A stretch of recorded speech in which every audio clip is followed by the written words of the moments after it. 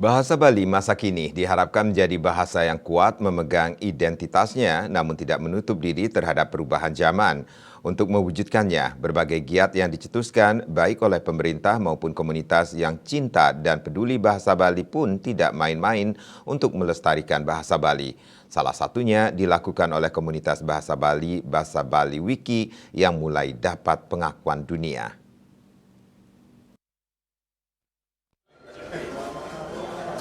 Untuk menjaga relevansi bahasa Bali di masa kini dapat dilakukan melalui dunia digital atau virtual serta mengajak partisipasi kaum milenial. Tujuannya agar bahasa Bali tidak meninggalkan bahasa Bali di tengah jalan revolusi 4.0. Bahasa Bali harus dibawa serta ke dalamnya dan digunakan setara dengan bahasa internasional atau bahasa-bahasa etnik yang umum dijumpai di media sosial. Dibutuhkan kesadaran baru untuk menggunakan bahasa Bali dalam bingkai migrasi dari subak ke peradaban digital. Salah satu giat pelestarian bahasa Bali yang dilakukan oleh komunitas anak muda Bali yang peduli terhadap pelestarian bahasa Bali, yakni Bahasa Bali Wiki. Melalui berbagai fitur dan kamus digital, Bahasa Bali membantu masyarakat untuk belajar bahasa Bali dengan mudah serta lebih akrab di telinga generasi muda.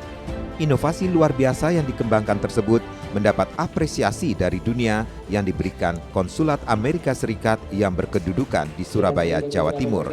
Penghargaan diberikan kepada Bahasa Bali Wiki atau kontribusinya menyokong pelestarian bahasa dan budaya Bali melalui platform digital berbasis masyarakat.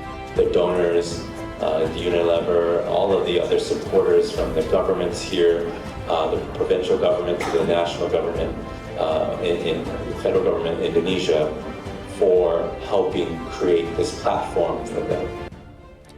Joshua Sen, Konsul Jenderal Amerika Serikat di Surabaya menekankan Bahasa Aliwiki merupakan contoh luar biasa atas upayanya memajukan dengan tetap melestarikan bahasa dan budaya lokal Bali.